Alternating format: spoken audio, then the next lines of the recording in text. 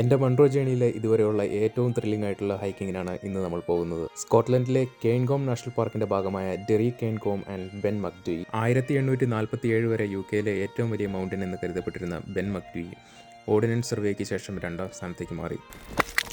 4295 അടി ഉയരമുള്ള ഈ മലനിരയാണ് നമ്മുടെ ഇന്നത്തെ ലക്ഷ്യസ്ഥാനം. ലിൻ ഓഫ് ഡി കാർ പാർക്കിലാണ് ഈ ഹൈക്കിങ്ങിൻ്റെ തുടക്കം. അവിടെ നിന്ന് ഏകദേശം 6 കിലോമീറ്റർ സൈക്കിൾ സഞ്ചരിച്ച് മലയുടെ താഴ്വാരത്തെത്തി അവിടെ നിന്ന് നടന്നു തുടങ്ങും.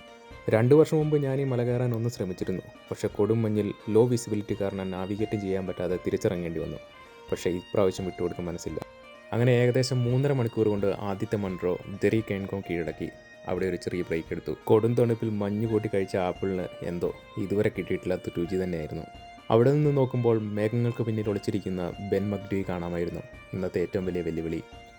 ടൈറ്റായി തുടങ്ങിയ കാലിൻ്റെ മസിലുകൾക്ക് ആ ഷോർട്ട് ബ്രേക്ക് ഒരു ആശ്വാസം തന്നെയായിരുന്നു. അടുത്ത ലക്ഷ്യസ്ഥാനത്തേക്ക് മൂടിക്കിടക്കുന്ന മഞ്ഞിൽ കൂടെ മുൻപിൽ എന്താണെന്ന് പോലും അറിയാതെ നടന്നു തുടങ്ങി.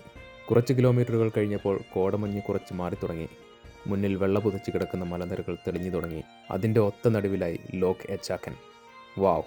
ഒരുപക്ഷെ ഞാൻ എൻ്റെ ജീവിതത്തിൽ കണ്ട ഏറ്റവും മനോഹരമായ കാഴ്ച. Literally breath taking.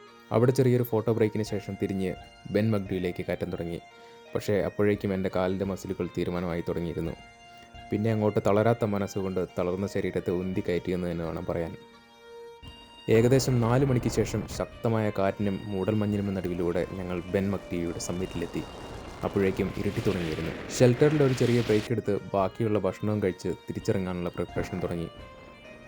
പാറക്കല്ലുകളും മഞ്ഞ് മൂടിക്കിടക്കുന്ന പല സ്ഥലങ്ങളിലും മാർക്ക് ചെയ്ത വഴിയില്ലാത്തത് കൊണ്ട് തന്നെ ഇരുട്ടിൽ താഴേക്കുള്ള ഇറക്കം അതൊരു ഹിമാലയൻ ടാസ്ക് തന്നെയാണ്.